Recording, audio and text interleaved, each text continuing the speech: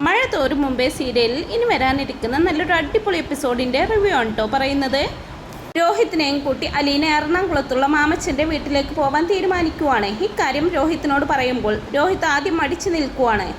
ഞാൻ വരണോ ചേച്ചി? അവരുടെയൊക്കെ മുമ്പിൽ ചെന്ന് നിൽക്കുന്ന കാര്യം ഓർക്കുമ്പോൾ ഭയങ്കര ചമ്മലെന്നൊക്കെ പറയുമ്പോൾ അത് മാറ്റാനും കൂടിയാ ഞാൻ നിന്നോട് വരാൻ പറഞ്ഞതെന്ന് പറയുവാണ് അലീന. അങ്ങനെ മനസ്സില്ല മനസ്സോടെ രോഹിത്ത് അലീനയുടെ കൂടെ പോവാൻ തീരുമാനിക്കുവാണ്. രോഹിത്തിനെയും കൂട്ടി അലീന എറണാകുളത്തേക്ക് പോവുകയാണെന്ന് അറിഞ്ഞപ്പോൾ കൃഷ്ണമോൾക്കും അവരുടെ കൂടെ പോവാൻ ആഗ്രഹമുണ്ട്. കാര്യം പറഞ്ഞ് കൃഷ്ണമോൾ അലീനയുടെ പിന്നാലെ നടക്കുന്നുണ്ടെങ്കിലും അലീന കൃഷ്ണയെ പിന്തിരിപ്പിക്കാൻ ശ്രമിക്കുവാണ്. മോൾ ഇപ്പോൾ പോന്നാൽ ശരിയാവില്ല, നീയും കൂടി പോന്നാൽ ബബിത ഇവിടെ ഒറ്റയ്ക്കാവില്ലേ എന്നൊക്കെ പറയുമ്പോൾ അവൾ ഒറ്റയ്ക്കല്ലല്ലോ, അച്ഛനും അമ്മയും ഒക്കെ ഇല്ലേ എന്ന് പറയുവാണ് കൃഷ്ണ. എന്നാലും അത് ശരിയല്ലല്ലോ മോളെ, അവൾക്ക് വിഷമം തോന്നും. നമ്മൾ 3 പേരും ചേർന്ന് അവളെ ഒറ്റപ്പെടുത്തിയത് പോലെയൊക്കെ അവൾക്ക് തോന്നില്ലേ എന്ന് ചോദിക്കുമ്പോൾ എന്ന ബബിതേച്ചിയും നമ്മുടെ കൂടെ പോരട്ടെ എന്ന് പറയുവാണ് കൃഷ്ണ. അയ്യോടി, നമ്മളെല്ലാവരും കൂടി പോയാൽ അച്ഛൻ്റെ കാര്യം പിന്നെ ആര് നോക്കുമെന്ന് ചോദിക്കുന്ന അലീനയോട് എന്നെ കൊണ്ടുപോകാൻ മനസ്സില്ലെങ്കിൽ അത് പറഞ്ഞാൽ മതിയല്ലോ എന്ന് പറഞ്ഞുകൊണ്ട് പിണങ്ങിയതുപോലെ നിൽക്കുവാണ് കൃഷ്ണമോള്.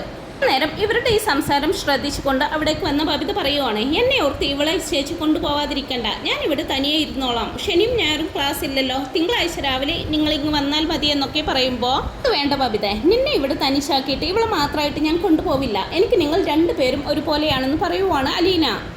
ഏയ്, അതങ്ങനെയൊന്നുമല്ല, അവളോടാണ് അലീന ചേച്ചിക്ക് ഇഷ്ടം കൂടുതൽ, അതങ്ങനെയല്ലേ വരൂ, അവളാണല്ലോ ചേച്ചി ഇവിടെ വന്ന നാൾ മുതൽ കൂട്ടായിട്ട് നിന്നതെന്നൊക്കെ പറയുമ്പോൾ അത് നിനക്ക് തോന്നുന്നതാ ബബിത, നിന്നോടുള്ളതിനേക്കാൾ ഒട്ടും ഇഷ്ടം കൂടുതലില്ല എനിക്ക് കൃഷ്ണയോട്, നീ അങ്ങനെയൊന്നും പറയരുതെന്ന് പറയുന്നുണ്ട് അലീന. അങ്ങനെ സംസാരിച്ച് തൽക്കാലം അലീനയും രോഹിത്തും കൂടെ പോകാൻ തീരുമാനിക്കുവാണ്. രോഹിത്ത് തൻ്റെ ബാഗിൽ അത്യാവശ്യം വേണ്ട സാധനങ്ങളൊക്കെ എടുത്തു വെച്ച് പോകാൻ തയ്യാറായിട്ട് താഴേക്ക് ഇറങ്ങി വരുന്നുണ്ട്. അതേസമയം തന്നെ അലീനയും പോകാൻ റെഡിയായിട്ട് ഇറങ്ങി വരുന്നുണ്ട്. തുടർന്ന് അവർ 2 പേരും കൂടി ബാലചന്ദ്രനെ കണ്ട് യാത്ര പറയാനായിട്ട് മുറിയിലേക്ക് പോവുകയാണ്. നിങ്ങൾ ഇറങ്ങാറായോ? അല്ല, നിങ്ങൾ ചെല്ലുന്ന വിവരം എറണാകുളത്ത് വിളിച്ച് അറിയിച്ചിരുന്നോ എന്നൊക്കെ ചോദിക്കുന്ന ബാലചന്ദ്രനോട് പോയിക്കൊള്ളാൻ അച്ഛൻ സമ്മതിച്ച ഉടനെ ആദ്യം അതല്ലേ ചെയ്തത് എന്ന് പറയുവാണ് അലീന. രോഹിത്തിനെയും കൂട്ടി ചെല്ലുന്നു എന്ന് പറഞ്ഞപ്പോൾ അവരൊന്നും പറഞ്ഞില്ലേ എന്ന് ചോദിക്കുമ്പോൾ അവരെന്ത് പറയാൻ, അവർക്കതിൽ സന്തോഷമേ ഉള്ളൂ അച്ഛാന്ന് പറയുവാണ്. തിങ്കളാഴ്ച നിങ്ങളിങ്ങ് വരില്ലേ എന്ന് ചോദിക്കുമ്പോൾ ചിലപ്പോൾ ഒരു ദിവസം കൂടി തങ്ങേണ്ടി വരുമെന്നൊക്കെ പറയുമ്പോൾ അതിൻ്റെ ആവശ്യം എന്താണെന്ന് ചോദിക്കുന്നുണ്ട് ബാലചന്ദ്രൻ. അത് പിന്നെ അച്ഛാ, ഞാൻ അവിടെ എവിടെയെങ്കിലും എനിക്കൊരു ജോലി അന്വേഷിച്ചാലോ എന്ന് വിചാരിക്കുകയാണെന്നൊക്കെ പറയുമ്പോൾ അപ്പോൾ അതും കൂടി മനസ്സിൽ കണ്ടുകൊണ്ടുള്ള യാത്രയാണ് ഇതല്ലേ എന്ന് ചോദിക്കുന്നുണ്ട് ബാലചന്ദ്രൻ.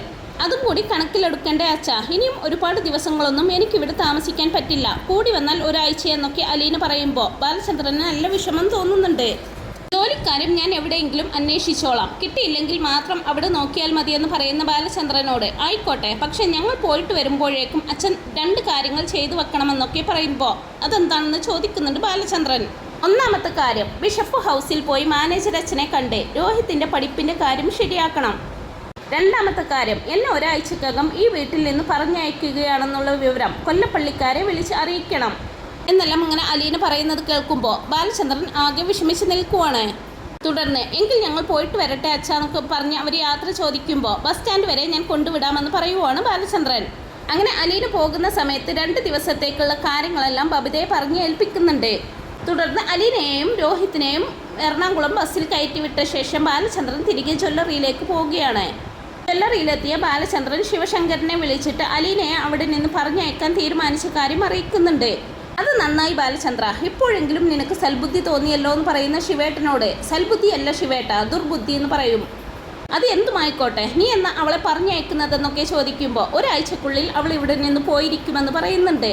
എന്തായാലും അലീനയുടെ കുറ്റം കൊണ്ട് നിങ്ങളുടെ പങ്ങൾക്ക് ഇനി വിവാഹമോചനത്തിന് പോകേണ്ടി വരില്ലെന്നൊക്കെ പറയുമ്പോൾ അലീനയെ എവിടേക്കാണ് പറഞ്ഞയക്കുന്നതെന്ന് ചോദിക്കുന്നതും അത് ആലോചിക്കുന്നതേ ഉള്ളൂ എന്ന് പറയുവാണ് ബാലചന്ദ്രൻ. അതല്ലേ ആദ്യം ആലോചിക്കേണ്ടതെന്ന് ചോദിക്കുന്ന ശിവേട്ടനോട് ഞാനൊരു സ്ഥലം കണ്ടുപിടിച്ചിട്ടുണ്ട്, പുനലൂരിനടുത്താണെന്ന് പറയുമ്പോൾ ബാലചന്ദ്രൻ അവിടെ ആരാ ഉള്ളതെന്ന് ചോദിക്കുന്നുണ്ട് ശിവേട്ടൻ. എനിക്കവിടെ ആരുമില്ല, പക്ഷേ എൻ്റെ ഭാര്യയുടെ മുൻ കാമുകൻ അവിടെ എവിടെയോ ആണ് താമസമെന്ന് കേട്ടിട്ടുണ്ട്. മിസ്റ്റർ സ്റ്റാൻലി ജോസഫ് 23 വർഷം മുമ്പ് ആഗ്ര കന്റോൺമെൻറ്റിലെ ക്യാപ്റ്റനായിരുന്നു. ഇപ്പോൾ ആളെവിടെയുണ്ടെന്ന് എനിക്ക് കൃത്യമായിട്ട് അറിയില്ല, അന്വേഷിച്ച് കണ്ടുപിടിക്കണം. അയാൾക്കൊരു ജോലിക്കാരിയെ ആവശ്യമുണ്ടെങ്കിൽ കൊടുക്കാം. എന്താ ശിവേട്ടൻ്റെ അഭിപ്രായം എന്നൊക്കെ ചോദിക്കുമ്പോൾ ഒന്നും മിണ്ടാതെ നിൽക്കുവാണ് ശിവശങ്കരൻ. ഹലോ ശിവേട്ടനുണ്ടോ ലൈനിൽ? അതോ കട്ടായോ എന്ന് ചോദിക്കുമ്പോൾ ഞാൻ കേൾക്കുന്നുണ്ടെന്ന് പറയുന്നുണ്ട്. അവിടെ കൊണ്ടുപോയി അലീനയെ താമസിപ്പിക്കരുത് എന്ന് വൈജയന്തി പറയാൻ സാധ്യതയില്ല, അല്ലേ ശിവേട്ട എന്ന് ചോദിക്കുമ്പോൾ ബാലചന്ദ്ര പ്ലീസ്, നീ അങ്ങനെ ഒരാളെ കണ്ടുവെന്ന് പോലും വൈജയന്തി അറിയരുതെന്ന് പറയുവാണ് ശിവേട്ടൻ. അറിയിക്കണമെന്ന് ശിവേട്ടൻ തന്നെയല്ലേ പറഞ്ഞതെന്ന് ചോദിക്കുമ്പോൾ നീ നോക്കിയിട്ട് അലീനയെ മാറ്റി താമസിപ്പിക്കാൻ വേറൊരു സ്ഥലവും കണ്ടില്ലേ എന്ന് ചോദിക്കുന്നുണ്ട്. ഇല്ല ശിവേട്ട, എനിക്ക് അലീനയെ അവിടെ താമസിപ്പിക്കുന്നത് ഇഷ്ടം. ഞാൻ ഇന്ന് തന്നെ അയാളെ അന്വേഷിച്ച് പോവുകയാണ്. ക്യാപ്റ്റൻ സ്റ്റാൻലി ജോസഫിനെ എന്ന് പറഞ്ഞുകൊണ്ട് ബാലചന്ദ്രൻ ഫോൺ കട്ട് ചെയ്യുവാണ്. പിന്നീട് കാണിക്കുന്നത് രേവതിക്കുട്ടിയാണ്. അലീന വരുമെന്ന് പറഞ്ഞത് കൊണ്ട് തന്നെ രാവിലെ എണീറ്റ് ജോലിയെല്ലാം ഒതുക്കി അവളെ കാത്തിരിക്കുവാണ് രേവതിക്കുട്ടി. രേവതിക്കുട്ടിയുടെ വെപ്രാളം കണ്ട് മാമച്ചൻ ഗ്രേസമ്മയോട് ചോദിക്കുന്നുണ്ട് ഇവൾക്ക് ഇതെന്ത് പറ്റിയെന്ന്. ഓ, അത് മാമച്ചായൻ അറിഞ്ഞില്ലായിരുന്നോ? ഇന്ന് പാലായിൽ നിന്ന് അവളുടെ അലീന ചേച്ചി വരുന്നുണ്ട് അത്രയെന്നൊക്കെ പറയുമ്പോൾ ഓഹോ അതിൻ്റെ ഇളക്കമാണ്, ഒരു കാര്യത്തിന് വിളിച്ചാൽ നിൽക്കണ്ടേ എന്നൊക്കെ പറയുന്നുണ്ട് മാമച്ചൻ.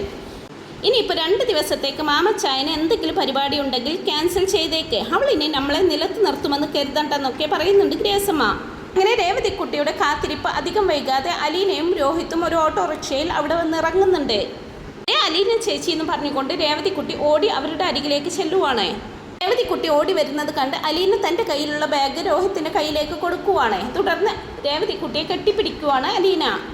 രോഹിത്താണെങ്കിൽ ബാഗും തൂക്കിപ്പിടിച്ച് കൗതുകത്തോടെ അവരെ ഇങ്ങനെ നോക്കിക്കൊണ്ട് നിൽക്കുവാണ്. എന്താ ചേച്ചി ഇത്രയും താമസിച്ചത്? 9 മണി മുതൽ ഞാൻ ഇങ്ങനെ കാത്തു നിൽക്കുക, ഇപ്പം മണി 11 എന്നൊക്കെ പറയുമ്പോൾ ഇവിടുത്തെ പോലെയാണോ മോളെ അവിടെ? അച്ഛനും ബബിതയും കൃഷ്ണമോളും മാത്രമേ ഉള്ളൂ. എല്ലാ കാര്യങ്ങളും പറഞ്ഞ് ഏർപ്പാടാക്കിയിട്ട് വേണ്ടേ പോരാൻ? പിന്നെ സമയത്തിന് ബസ് കിട്ടുകയും വേണമല്ലോ എന്നൊക്കെ പറയുമ്പോൾ അലീന ചേച്ചി വരുന്നത് പ്രമാണിച്ച് ഞാൻ ഇവിടെ എന്തെല്ലാമാണ് പ്ലാൻ ചെയ്ത് വെച്ചിരിക്കുന്നതെന്നറിയോ എന്നൊക്കെ പറയുന്ന രേവതിക്കുട്ടിയോട് ഓഹോ അങ്കിളും ആൻറ്റിയും ഞങ്ങളെ ഇന്ന് തന്നെ ഇവിടെ നിന്ന് കെട്ടുകെട്ടിക്കുവോ? ഞങ്ങളാണെങ്കിൽ 2 ദിവസം കഴിഞ്ഞേ വരുള്ളൂ എന്ന് പറഞ്ഞു പോന്നതാ, നേരത്തെ തിരിച്ചു ചെന്നാൽ അത് നാണക്കേടാണെന്നൊക്കെ അലീന ഒരു ചിരിയോടെ പറയുന്നുണ്ട്. നമുക്ക് വീട് ഏൽപ്പിച്ചു തന്നിട്ട് 2 ദിവസത്തേക്ക് എങ്ങോട്ടെങ്കിലും പോയി രക്ഷപ്പെട്ടാലോ എന്ന് ഇന്നലെ രാത്രി അങ്കിളും ആൻറ്റിയും കൂടി ആലോചിക്കണ കേട്ടെന്നൊക്കെ പറയുന്ന രേവതിക്കുട്ടിയോട് ശല്യയോ മോളെ ഞങ്ങളെന്ന് ചോദിക്കുന്നുണ്ട്. ശല്യമാവാതെ അലീന ചേച്ചി ഇങ്ങുവാ, കാണാനിരിക്കുന്ന പൂരം പറയണ്ടല്ലോ എന്ന് പറഞ്ഞുകൊണ്ട് അലീനയുടെ കൈയെടുത്ത് തൻ്റെ തോളിൽ ചുറ്റിയിട്ട് രേവതിക്കുട്ടി മുഖം തിരിച്ച് രോഹിത്തിനെ നോക്കുന്നുണ്ട്. അല്ല, റേപ്പ് വീരൻ എന്താ അവിടെ നിന്ന് കളഞ്ഞത്? കയറി വാന്നൊക്കെ പറയുമ്പോൾ രോഹിത്ത് ആകെ വല്ലാതാവുന്നുണ്ട്. രേവതിക്കുട്ടി അങ്ങനെ വിളിക്കുന്നത് കേൾക്കുമ്പോൾ അലീനയും ഒരു നിമിഷം വല്ലാതാവുന്നുണ്ട്. അതെന്തൊരു പറച്ചില്ല മോളെ, ഇങ്ങനെയാണോ ഒരാൾ വീട്ടിൽ കയറി വരുമ്പോൾ എന്നൊക്കെ ചോദിച്ച് അലീന അവളെ ശാസിക്കുമ്പോൾ അയ്യോടി മോളെ, ഞാൻ ഉള്ളതല്ലേ പറഞ്ഞത്. പത്രത്തിലൊക്കെ ഉണ്ടായിരുന്നല്ലോ, കയ്യിൽ സ്റ്റീലിൻ്റെ ബ്രേസ്ലെറ്റും ഇട്ട് നിൽക്കുന്ന ഫോട്ടോയും കണ്ടു. പിന്നെ പത്രത്തിൽ വരാത്ത ഒരു കേസുണ്ടല്ലോ, അലീന ചേച്ചിക്ക് ലെമൺ ജ്യൂസിനകത്ത് മയക്കുമരുന്ന് കലക്കി തന്ന് കുടിപ്പിച്ചിട്ട് കത്രിക അത് മറന്നു പോയോ എന്നൊക്കെ ചോദിക്കുമ്പോൾ അലീന രോഹിത്തിനെ നോക്കുമ്പോൾ അടിയേറ്റതുപോലെ നിൽക്കുവാണ് രോഹിത്ത്. പറയുന്നതൊന്നും നീ കണക്കിലെടുക്കണ്ട മോനെ വാന്ന് പറഞ്ഞ് അലീന അവനെ വിളിക്കുന്നുണ്ടെങ്കിലും രോഹിത്ത് നിന്നിടത്ത് നിന്നും അനങ്ങുന്നില്ല. അന്നേരം രേവതിക്കുട്ടി അലീനയുടെ കൈയെടുത്ത് മാറ്റിക്കൊണ്ട് നേരെ രോഹിത്തിൻ്റെ അരികിലേക്ക് ചെല്ലുവാണ്. തുടർന്ന് അവൻ്റെ കയ്യിലിരിക്കുന്ന ബാഗുകൾ പിടിച്ചു വാങ്ങിക്കൊണ്ട് മറ്റേ കൈ കൊണ്ട് അവൻ്റെ കയ്യിൽ പിടിച്ചുകൊണ്ട് പറയുന്നുണ്ട് പിന്നെ എന്ത് വിചാരിച്ചാൽ ഇങ്ങോട്ട് പോകുന്നത്? ഞങ്ങളെല്ലാവരും കൂടി താലപ്പൊലി എടുത്ത് പൂമാല ഇട്ട് സ്വീകരിക്കുമെന്നോ? എൻ്റെ അടുത്ത് പിടിച്ചു നിൽക്കാൻ ഈ തൊലിക്കട്ടിയൊന്നും പോരാ മോനെ വാന്ന് പറഞ്ഞുകൊണ്ട് രോഹിത്തിനെ പിടിച്ചു വലിച്ച് അകത്തേക്ക് കൂട്ടിക്കൊണ്ട് പോകുന്നുണ്ട് രേവതിക്കുട്ടി. അത് കണ്ട് ചെറുചിരിയോടെ അലീനയും അവർക്ക് പിന്നാലെ അകത്തേക്ക് പോകുന്നുണ്ട്. ഹോളിൽ അവരെ കാത്തുന്ന പോലെ ഇരിക്കുന്ന മാമച്ചനോടും ഗ്രേസമ്മയോടും വിശേഷങ്ങളൊക്കെ ചോദിക്കുന്നുണ്ട് അലീന. അങ്കിൾ ഒന്നുകൂടി സ്മാർട്ടായല്ലോ എന്ന് അലീന പറയുമ്പോൾ അതങ്ങനെയാ, മുടി കൊഴിഞ്ഞ് കഷണ്ടിയുടെ വിസ്താരം കൂടുന്തോറും സ്മാർട്ടാകും തോറും കഷണ്ടിയുടെ വിസ്താരവും കൂടുമെന്നും പറഞ്ഞ് കളിയാക്കുവാണ് രേവതിക്കുട്ടി. അതേസമയം ഒന്നും മിണ്ടാതങ്ങനെ അവിടെ നിൽക്കുന്ന രോഹിത്തിനോട് നീ എന്താ മോനെ ഒന്നും മിണ്ടാത്തതെന്ന് മാമച്ചൻ ചോദിക്കുമ്പോൾ ചിരിക്കാൻ ശ്രമിക്കുവാണ് രോഹിത്ത്. അന്നേരം രോഹിത്തിൻ്റെ തോളിൽ തട്ടിക്കൊണ്ട് ഒരു അന്യൻ്റെ വീട്ടിൽ എത്തിപ്പെട്ടു എന്നുള്ള അകൽച്ചയൊന്നും വേണ്ട മോനെ, നിന്റെ വീട് പോലെ കരുതാം. അലീന ഞങ്ങൾക്ക് മോളെ പോലെയാ, അലീനയുടെ അനുജൻ പിന്നെങ്ങനെ ഞങ്ങൾക്ക് അന്യനാകുമെന്നൊക്കെ പറയുവാണ് മാമച്ചൻ. അലീന ചേച്ചി മാത്രമേ ഉള്ളൂ മോളെ പോലെ. അപ്പം ഞാനൊന്ന് ചോദിക്കുന്ന രേവതിക്കുട്ടിയോട് നീ ഇവിടുത്തെ സെർവൻ്റ്, നീ പോയി ഇവൾക്ക് കുടിക്കാൻ എന്തെങ്കിലും എടുത്തു കൊടുക്കേ, ഭക്ഷണം കഴിച്ചിട്ടില്ലെങ്കിൽ അതും വിളമ്പ്. ഇതൊക്കെ പറഞ്ഞിട്ട് വേണോ ചെയ്യാൻ? ഒരു ആതിഥ്യ മര്യാദ വേണ്ടേന്ന് പറഞ്ഞുകൊണ്ട് മാമച്ചൻ അവളെ ശകാരിക്കുന്നുണ്ട്. കിട്ടേണ്ടത് ചോദിച്ചു വാങ്ങിയല്ലോ, ഇനി ചെന്ന് ഇവർക്കുള്ള മുറി കാണിച്ചു കൊടുക്കുമെന്ന് പറയുന്നുണ്ട് ഗ്രേസമ്മ. അങ്ങനെ രേവതിക്കുട്ടി അലീനയും രോഹിത്തിനെയും കൂട്ടിക്കൊണ്ട് പോകുന്നുണ്ട്. അതിനിടയിൽ മാമച്ചൻ്റെ നേർക്കൊരു കൂർത്ത നോട്ടം നോക്കിക്കൊണ്ട് സ്വരം താഴ്ത്തി പറയുന്നുണ്ട് കുണുങ്ങിക്കൊണ്ട് വരും എൻ്റെ അടുത്ത്, അന്നേരം ഞാൻ വെച്ചിട്ടുണ്ട്. എങ്ങനെ രോഹിത്തിനുള്ള മുറി കാണിച്ചു കൊടുത്തുകൊണ്ട് അവൻ്റെ ബാഗും അവിടെ വെക്കുമ്പോൾ നീ ഇതൊക്കെ നേരത്തെ ഒരുക്കി വെച്ചിരിക്കുകയായിരുന്നോ എന്ന് ചോദിക്കുന്നുണ്ട് അലീന. പിന്നെ വീരനല്ലേ വരുന്നത്, ഒരു കുറവും ഉണ്ടാകരുതല്ലോ എന്ന് രേവതിക്കുട്ടി വീണ്ടും പറയുമ്പോൾ രോഹിത്ത് വീണ്ടും ആകെ വല്ലാതാവുന്നുണ്ട്. തുടർന്ന് അലീന ചേച്ചി വന്നേന്ന് പറഞ്ഞുകൊണ്ട് രേവതിക്കുട്ടി അലീനയും വിളിച്ചുകൊണ്ട് അവിടെ നിന്ന് പോകുമ്പോൾ എന്ത് ചെയ്യണമെന്നറിയാതെ ഇങ്ങോട്ട് വരണ്ടായിരുന്നു എന്നൊക്കെ ഇങ്ങനെ ചിന്തിച്ചുകൊണ്ട് നിൽക്കുവാണ് രോഹിത്ത്. അല്പസമയത്തിന് ശേഷം രോഹിത്തിനുള്ള കോഫിയുമായിട്ട് അവർ 2 പേരും അങ്ങോട്ട് വരുന്നുണ്ട്. രേവതിക്കുട്ടി രോഹിത്തിനെ നോക്കിക്കൊണ്ട്, ദൈവമേ എന്തൊരു അനുസരണയാണെന്ന് നോക്കിക്കേ, ഞാൻ നിർത്തിയിട്ട് പോയ സ്ഥലത്ത് നിന്ന് അനങ്ങിയിട്ടില്ലെന്നൊക്കെ പറയുവാണ്. തുടർന്ന് ഒരു കോഫി എടുത്ത് അവൻ്റെ നേർക്ക് നീട്ടുമ്പോൾ എനിക്ക് വേണ്ടെന്ന് പറഞ്ഞ് മുഖം തിരിക്കുവാണ് രോഹിത്ത്. ദേ പിണങ്ങി. അലീന ചേച്ചി ഒരു തൊട്ടാവാടിയാണോ ഇങ്ങോട്ട് കൂട്ടിക്കൊണ്ടു വന്നിരിക്കുന്നതോ എന്നൊക്കെ ചോദിക്കുമ്പോൾ നീ അവനെ കളിയാക്കിയിട്ടല്ലേ എന്ന് ചോദിക്കുന്നുണ്ട് അലീന. ഓ പിന്നെ ഞാനൊന്ന് റേപ്പ് വീരൻ എന്ന് വിളിച്ചതാണോ പ്രശ്നം? ഇനി മേലാൽ ഞാൻ അങ്ങനെ വിളിക്കത്തേയില്ല എന്നൊന്നും വിചാരിക്കണ്ട. ഒന്നുകിൽ പൊന്നുമോൻ ഇവിടെ നിന്ന് തിരിച്ചു പോകുമ്പോൾ ഒരു കാണ്ടാമൃഗത്തിന്റെ തൊലിക്കട്ടി ഉണ്ടാകും, അല്ലെങ്കിൽ ചമ്മി വിളറി വെളുത്ത് നാറി നശിച്ചേ ഇവിടെ നിന്ന് പോകത്തുള്ളൂ. ഈ ചായക്കപ്പ് വാങ്ങിച്ചിട്ടില്ലെങ്കിൽ ഇപ്പൊ തന്നെ ഞാൻ ഒന്നുകൂടെ വിളിക്കുമെന്ന് പറഞ്ഞുകൊണ്ട് രേവതിക്കുട്ടി വീണ്ടും ചായക്കപ്പ് നീട്ടുമ്പോൾ രോഹിത് പെട്ടെന്ന് തന്നെ അത് വാങ്ങിക്കുവാണ്. തുടർന്ന് അവർ മൂവരും കൂടി ചായ കുടിച്ചുകൊണ്ട് അവിടെ ഇങ്ങനെ ഇരിക്കുമ്പോൾ എവിടേക്കോ പോകാൻ റെഡിയായിട്ട് അങ്ങോട്ട് വരുന്നുണ്ട് മാമച്ചൻ. അങ്കിൾ ഇതെങ്ങോട്ടാ? ഞങ്ങളെ കണ്ട ഉടനെ രക്ഷപ്പെടുവാണോ എന്ന് ചിരിയോടെ ചോദിക്കുന്ന അലീനയോട്, രക്ഷപ്പെടാൻ ഇനിയും സമയമുണ്ടല്ലോ, എനിക്കൊന്ന് പുറത്തു പോകണം, നിങ്ങൾ ആരെങ്കിലും കൂടെ വരുന്നുണ്ടെങ്കിൽ വാ എന്ന് പറയുന്നുണ്ട് മാമച്ചൻ. ഞങ്ങൾ ഇത്രയും യാത്ര ചെയ്ത് വന്നതല്ലേ ഉള്ളൂ അങ്കിളെ എന്ന് പറയുന്ന അലീനയോട്, എന്നാൽ ഞാൻ പോയിട്ട് വരാമെന്ന് പറഞ്ഞുകൊണ്ട് അയാൾ പിന്തിരിഞ്ഞു പോകാൻ നിൽക്കുമ്പോൾ ഞാനും കൂടി വരാമെന്ന് പറയുവാണ് രോഹിത്ത്. ഇപ്പൊ നീ പോകണ്ടെന്ന് പറഞ്ഞ് രേവതിക്കുട്ടി തർക്കത്തിന് നിൽക്കുമ്പോൾ അവൾ അങ്ങനെയൊക്കെ പറയും, മോനെ നീ വരുന്നെങ്കിൽ വാന്ന് പറഞ്ഞുകൊണ്ട് മാമച്ചൻ അവനെ വിളിക്കുമ്പോൾ മാമച്ചന്റെ പിന്നാലെ പോകുവാണ് രോഹിത്ത്. അന്നേരം അവരുടെ ആ പോക്കും നോക്കിക്കൊണ്ട് രക്ഷപ്പെട്ടു എന്ന് കരുതണ്ട, തിരിച്ച് ഇങ്ങോട്ട് തന്നെയല്ലേ വരുന്നതെന്ന് വിളിച്ചു പറയുവാണ് രേവതിക്കുട്ടി. പിന്നീട് അങ്ങനെ അധികം വൈകാതെ പുറത്തു പോയ മാമച്ചനും രോഹിത്തും വരുന്നുണ്ട്. അതേസമയം അവർക്ക് ഊണൊരുക്കി കാത്തിരിക്കുവാണ് രേവതിക്കുട്ടിയും അലീനയും ഗ്രേസമ്മയും. തുടർന്ന് അവർ ഭക്ഷണം കഴിക്കാനിരിക്കുവാണ്. അലീനയുടെയും രേവതിക്കുട്ടിയുടെയും പ്ലേറ്റിലേക്ക് ഭക്ഷണം വിളമ്പുവാണ് രേവതിക്കുട്ടി. അവരെങ്ങനെ ഭക്ഷണം കഴിച്ചുകൊണ്ടിരിക്കുമ്പോൾ വീരന് ഫിഷ് ഫ്രൈ ഒരെണ്ണം കൂടി വെക്കട്ടെ എന്ന് രേവതിക്കുട്ടി ചോദിക്കുന്നത് കേൾക്കുമ്പോൾ, വീരനോ അതെന്ത് പേരാന്ന് ചോദിക്കുന്നുണ്ട് മാമച്ചൻ. അറിയില്ലേ, ഇദ്ദേഹത്തിന് അങ്ങനെ ഒരു പേരും കൂടി ഉണ്ട് അങ്കിളെ, ഓമന പേരാണെന്നൊക്കെ രേവതിക്കുട്ടി പറയുമ്പോൾ വീട്ടിൽ അങ്ങനെയാണോ വിളിക്കുന്നതെന്നും ചോദിക്കുന്നുണ്ട് ഗ്രേസമ്മ. വീട്ടിലല്ല, നാട്ടിലെ. വീരന്റെ പിറകിൽ ഒരു വാലും കൂടിയുണ്ട്, അത് ഞാൻ പറഞ്ഞില്ലെന്നേ ഉള്ളൂ എന്നൊക്കെ പറയുമ്പോൾ വാലോ എന്ന് ചോദിക്കുന്നുണ്ട് മാമച്ചൻ.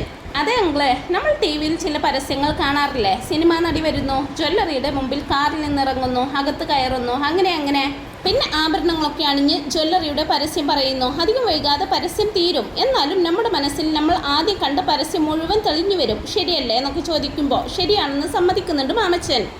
അത്രയേ ഉള്ളൂ കാര്യം. വീരൻ എന്ന് ഞാൻ ഇവിടെ പറയുമ്പോഴും ഇവിടെ ചിലരുടെ മനസ്സിൽ അങ്ങനെ ചില ഫ്ലാഷ് ബാക്കുകളൊക്കെ തെളിഞ്ഞു വരും.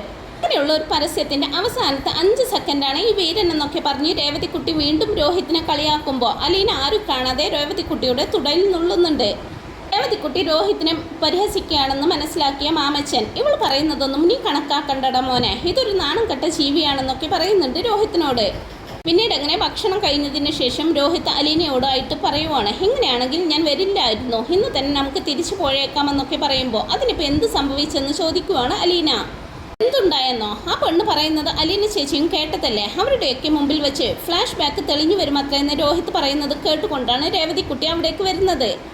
തെളിഞ്ഞു വരാതെ വിജനമായ ഒരു റബ്ബർ തോട്ടം, അതിന് നടുവിൽ ആൾ താമസമില്ലാത്ത ഒരു വീട്, പിന്നൊരു lockup room, police, sub jail, ഇതൊക്കെയാണ് ഫ്ലാഷ് ബാക്ക് എന്ന് പറഞ്ഞ് രേവതിക്കുട്ടി വീണ്ടും അവനെ പരിഹസിക്കുന്നുണ്ട്. അലീന ചേച്ചി കേട്ടല്ലോ, മനഃപൂർവ്വം ഇവൾ എന്നെ അപമാനിക്കുവല്ലേ എന്ന് രോഹിത്ത് ദേഷ്യത്തോടെ ചോദിക്കുന്നുണ്ട്. എൻ്റെ മോനെ നീ അത് വിട്ടേക്ക്, ഇവളെ കൊണ്ട് ഇവിടുത്തെ അങ്കിളും ആൻറ്റിയും വരെ തോറ്റു തുന്നം പാടിയിരിക്കുക. അവർ പറഞ്ഞില്ലായിരുന്നോ ഇവൾ പറയുന്നതൊന്നും വകവെക്കേണ്ടെന്ന്? ഇവൾ ഇവിടുത്തെ സെർവൻ്റ് ആണെന്നേ, വേലക്കാരിയുടെ വാക്കിന് എന്താ വില എന്നൊക്കെ അലീന പറയുമ്പോൾ വേലക്കാരികളെല്ലാം ഇങ്ങനെയാണോ എന്ന് ദേഷ്യത്തോടെ ചോദിക്കുന്നുണ്ട് രോഹിത്ത്. കോമൺ സെൻസ് ഇല്ലെങ്കിൽ പിന്നെന്താ പറയാൻ വയ്യാത്തത്? അല്ലെങ്കിൽ നീ ഒന്ന് ആലോചിച്ച് നോക്കിയേ, സാമാന്യ വിവരമുള്ള ആരെങ്കിലും വീട്ടിൽ കയറി വന്ന അതിഥികളോട് ഇങ്ങനെ സംസാരിക്കുമോ? ഇതൊരു പൊട്ടിയ ബുദ്ധി വളർച്ച ഇല്ലാതായിപ്പോയി, അത്ര കരുതിയാൽ മതി മോനെന്നൊക്കെ പറഞ്ഞ് രോഹിത്തിനെ ഒരു വിധത്തിൽ സമാധാനിപ്പിക്കുന്നുണ്ട് അലീന. തുടർന്ന് രോഹിത്ത് രേവതിക്കുട്ടിയെ നോക്കുന്ന സമയത്ത്, നീയും വേണമെങ്കിൽ ഇവളെ ഒരു ഇരട്ട പേര് വിളിച്ചോ, ഇവളുണ്ടല്ലോ കൊച്ചായിരുന്നപ്പോൾ ഞങ്ങളുടെ കണ്ണൊന്ന് തെറ്റിയാൽ മതി, കിച്ചണിൽ നിന്ന് ഒരു അരിവാളും എടുത്തുകൊണ്ട് ഇവൾ സ്നേഹനികേതനത്തിൻ്റെ പുറത്തിറങ്ങും, പിറകിലെ മുറ്റത്തൊരു നാട്ടുമാവ് നിൽപ്പുണ്ട്, ആ അരിവാളിൻ്റെ ചുണ്ട് വെച്ച് അതിലിങ്ങനെ കൊത്തിക്കൊണ്ടേയിരിക്കും. എന്തിനാണ് അങ്ങനെ ചെയ്യുന്നതെന്ന് ഇവൾക്കും അറിയില്ല, ഞങ്ങൾക്കും അറിയില്ല. ആ സമയത്ത് ഇവളുടെ കയ്യിൽ നിന്ന് അരിവാൾ പിടിച്ചു വാങ്ങിച്ചാൽ ചാവാൻ പോവണ പോലെയാണ്, നിലത്തോട്ടങ്ങ് വീണ് കിടന്ന് അലറി കരഞ്ഞുകൊണ്ടിരിക്കും. എത്ര പറഞ്ഞിട്ട് കാര്യമില്ല, പിന്നെയും അവൾ അതന്നെ ചെയ്തുകൊണ്ടിരിക്കും. ഒടുക്കം ഞങ്ങൾ ഇവൾക്കൊരു പേരിട്ടു, മരം കൊത്തി എന്നൊക്കെ പറയുമ്പോൾ രോഹിത്തിന് അല്പം ആശ്വാസം തോന്നുന്നുണ്ട് കേട്ടോ. രോഹിത്ത് രേവതിക്കുട്ടിയെ നോക്കുമ്പോൾ ഒരു കൂസലുമില്ലാതെ നിൽക്കുവാണ് രേവതിക്കുട്ടി. ഒന്ന് വിളിച്ചേ കേൾക്കട്ടെ എന്ന് പറയുവാണ്. അതേസമയം തന്നെ ഗ്രേസമ്മ അങ്ങോട്ട് വന്ന് മാമച്ചാൻ അവരെ വിളിക്കുന്ന കാര്യം പറയുന്നുണ്ട്. അലീന ആകാംക്ഷയോടെ മുറിയിൽ നിന്നും ഇറങ്ങി പോകുമ്പോൾ ഞാനും വരുന്നെന്ന് പറഞ്ഞുകൊണ്ട് അലീനയുടെ പിന്നാലെ പോവുകയാണ് രേവതിക്കുട്ടി. അതേസമയം ഗ്രേസമ്മയാണെങ്കിൽ അനുകമ്പയോടെ രോഹിത്തിനെ എങ്ങനെ നോക്കുവാണ്. അലീനയുടെ സഹോദരൻ. അങ്ങനെയാണ് അവരവനെ കാണുന്നത്. അവൻ്റെ മുഖത്തെ വല്ലായ്മ മനസ്സിലാക്കിക്കൊണ്ട് അവർ പറയുന്നുണ്ട്, രേവതിക്കുട്ടി നാക്കിനെല്ലില്ലാതെ വല്ലതുമൊക്കെ പറയുന്നത് കേട്ട് മോൻ വിഷമിക്കൊന്നും വേണ്ട, എനിക്ക് വേണ്ടി എന്തെങ്കിലും ചെയ്യാൻ അവൾക്ക് സന്തോഷമേ ഉള്ളൂ എന്നൊക്കെ പറയുമ്പോൾ സംശയത്തോടെ നിൽക്കുവാണ് രോഹിത്ത്. അത് പിന്നെ അലീനയെ അവൾ ഇടയ്ക്കിടയ്ക്ക് വിളിക്കുന്നുണ്ടായിരുന്നു. അപ്പോൾ കിട്ടുന്ന വിവരങ്ങളെല്ലാം ഞങ്ങളോട് പറയും. ചെയ്തു പോയ തെറ്റുകളോർത്ത് നീ പശ്ചാത്തപിച്ചതും എല്ലാവരോടും ക്ഷമ പറഞ്ഞതും അലീനയെ നീ സ്വന്തം ചേച്ചിയെപ്പോലെ സ്നേഹിച്ചു തുടങ്ങിയതും അങ്ങനെയെല്ലാം നിനക്കുണ്ടായ മനം മാറ്റത്തെക്കുറിച്ച് വലിയ സന്തോഷത്തോടെയാണ് അവൾ പറയാറ്. അതുകൊണ്ടാണ് പറഞ്ഞത്, കഴിഞ്ഞതൊന്നും ഓർത്ത് നീ വിഷമിക്കണ്ടെന്ന്. ദോഷക്കാരനാണെന്ന് വിചാരിക്കുകയേ വേണ്ട. തെറ്റ് പറ്റാത്തവരായിട്ട് ആരുമില്ല. നിന്റെ മുഖം വാടിയിരിക്കുന്നത് കണ്ടിട്ടാണ് ഞാൻ ഇങ്ങനെയൊക്കെ പറയുന്നതെന്നൊക്കെ പറയുമ്പോൾ ഗ്രേസമ്മയെ നോക്കി ചിരിക്കുകയാണ് കേട്ടോ രോഹിത്ത്. സന്തോഷമായിട്ടിരിക്കെ, വേണമെങ്കിൽ ഒന്ന് കിടന്നോ, വൈകിട്ട് പുറത്തു പോകേണ്ടതല്ലേ എന്ന് പറഞ്ഞുകൊണ്ട് ഗ്രേസമ്മയും മുറിയിൽ നിന്നും പുറത്തു പോകുന്നുണ്ട്.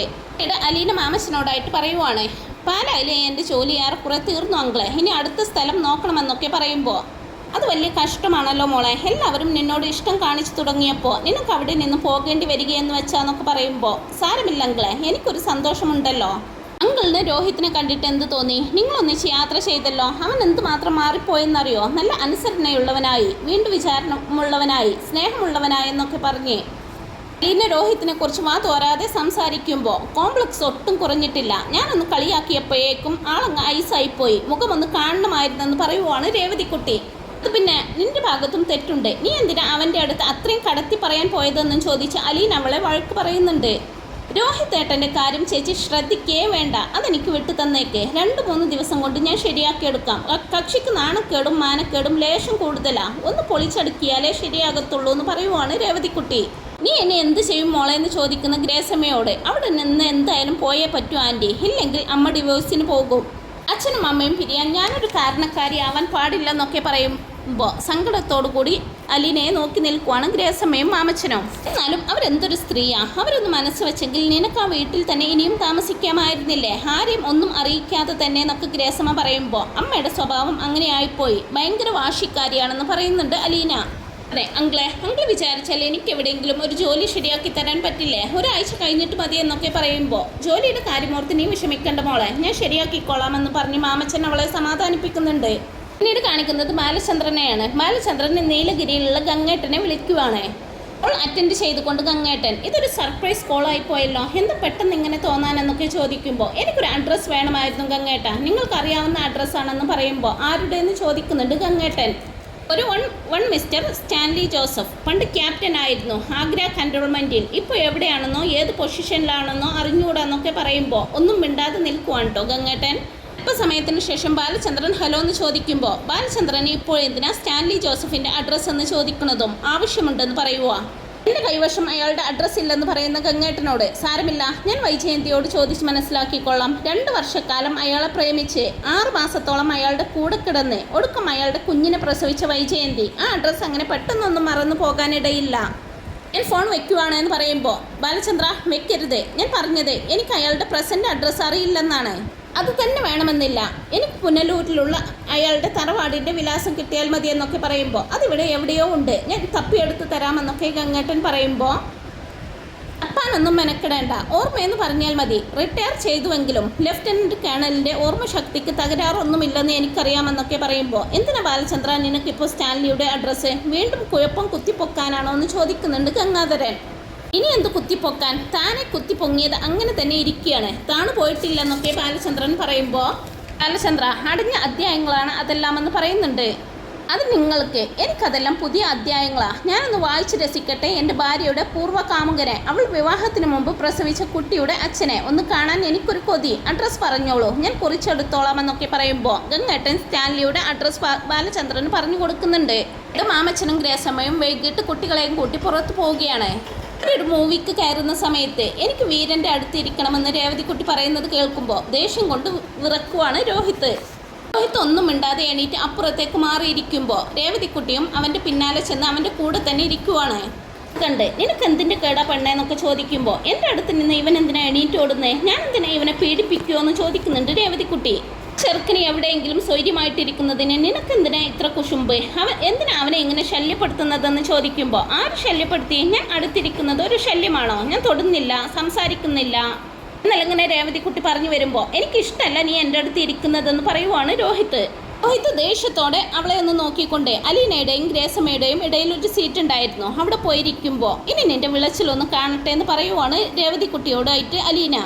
അയ്യടാ, ഇയാളെ വീരെന്ന് വിളിക്കുന്ന എന്നെ അടിക്കണം. ബീരു സുന്ദരിയായ ഒരു പെൺകുട്ടി അടുത്ത് വന്നിരിക്കുമ്പോൾ മെണീറ്റോടുന്നു പേടിത്തൊണ്ടെന്നും പറഞ്ഞുകൊണ്ട് രേവതിക്കുട്ടി അവനെ കളിയാക്കുന്നുണ്ട്. അയ്യോടി, ഒരു സുന്ദരി, ഗവൺമെന്റ് വിജ്ഞാപനം പുറപ്പെടുവിക്കണം. ഇന്നു മുതൽ കേരളത്തിലെ എല്ലാ സ്ത്രീകളെയും സുന്ദരിയായിട്ട് കണക്കാക്കേണ്ടതാണെന്ന്. അപ്പോൾ സുന്ദരിയാകുമെന്നും പറഞ്ഞുകൊണ്ട് രോഹിത് അവളെ കളിയാക്കുന്നുണ്ട്. ദേഷ്യത്തിലാണ് രോഹിത് അത് പറയുന്നതെങ്കിലും രോഹിത്തിന്റെ സംസാരം കേട്ട് എല്ലാവരും പൊട്ടിച്ചിരിക്കുന്നുണ്ട്. അവർ ഭക്ഷണമെല്ലാം കഴിച്ച് തിരികെ വീട്ടിലെത്തിയപ്പോൾ ഒരുപാട് ടൈമായിട്ടുണ്ട്. രോഹിതിന് കിടക്കാനുള്ള മുറിയിലേക്ക് കിടക്ക വിരിയും പുതപ്പുമായിട്ട് രേവതിക്കുട്ടി ചെല്ലുന്നുണ്ട്. അവൾ ഷീറ്റ് വിരിക്കാൻ തുടങ്ങിയപ്പോൾ രോഹിത് ദേഷ്യത്തോടെ പറയുന്നുണ്ട്, അതവിടെ വെച്ചിട്ട് പോയിക്കോ, ഞാൻ വിരിച്ചോളാം. ആണോ, താങ്ക്സ്. എങ്കിൽ പിന്നെ ഈ മുറി തൂക്കുകയും തുടക്കുകയും ഒക്കെ തന്നെ താനങ്ങ് ചെയ്തോളേ എന്നൊക്കെ പറയുമ്പോൾ ഒന്ന് ഇറങ്ങിത്തരോ ഈ റൂമിൽ നിന്ന് ചോദിക്കുവാണ് രോഹിത്. അയ്യോടാ, എന്തൊരു ശൗര്യം, പെൺകുട്ടികളുടെ അടുത്ത് മാത്രമേ ഉള്ളൂ ഈ വീരശൂര പരാക്രമം എന്നൊക്കെ ചോദിക്കുമ്പോൾ രോഹിത് അടുത്തേക്ക് ചെല്ലുന്നത് കണ്ട് രേവതിക്കുട്ടി വേഗം വാതിൽക്കലെത്തി സുരക്ഷിതമായിട്ട് നിൽക്കുന്നുണ്ട്. ഇയാളെന്താ എന്നെ തല്ലാൻ വരുവാണോ എന്ന് ചോദിക്കുമ്പോൾ എനിക്ക് വാതിലടക്കണമെന്ന് പറയലും പറഞ്ഞ ഉടനെ അവൻ വാതിലടച്ച് ബോൾട്ടിടലും കഴിഞ്ഞിട്ടുണ്ടാകും. രേവതിക്കുട്ടിയാണെങ്കിൽ പുറത്തു നിന്ന് ദേഷ്യത്തോടെ ആ വാതിലിൽ 2 ഇടി ഇടിച്ചിട്ട് അവിടെ നിന്ന് ഇറങ്ങി പോവുകയാണ്. പിന്നീട് അലീന രോഹിത്തിനെയും കൂട്ടി മാമച്ചൻ്റെയും ഗ്രേസമ്മയുടെയും രേവതിക്കുട്ടിയുടെയും കൂടെ ചിന്നുമോളെ കാണാനും അങ്ങനെ പല സ്ഥലങ്ങളിലും പോകുന്നുണ്ട്. അതിനിടയിൽ പരസ്പരം വഴക്കടിച്ച് ഒരു അടുപ്പമുണ്ടാവുകയാണ് രോഹിത്തും രേവതിക്കുട്ടിയും തമ്മിൽ. തിരികെ പോകാൻ നേരം രോഹിത്ത് രേവതിക്കുട്ടിക്ക് തൻ്റെ മൊബൈൽ നമ്പറൊക്കെ കൈമാറുന്നുണ്ട്. അങ്ങനെ വളരെയധികം രസകരമായിട്ടുള്ള എപ്പിസോഡുകളൊക്കെയാണ് കേട്ടോ ഇനി വരാനായിട്ട് പോകുന്നത്. ഈ ഒരു റിവ്യൂ നിങ്ങൾക്ക് ഇഷ്ടപ്പെട്ടെങ്കിൽ വീഡിയോ ഒന്ന് ലൈക്ക് ചെയ്യാനും ചാനലൊന്ന് സബ്സ്ക്രൈബ് ചെയ്ത് സപ്പോർട്ട് ചെയ്യാനും മറക്കല്ലേ friends. Thanks for watching my video.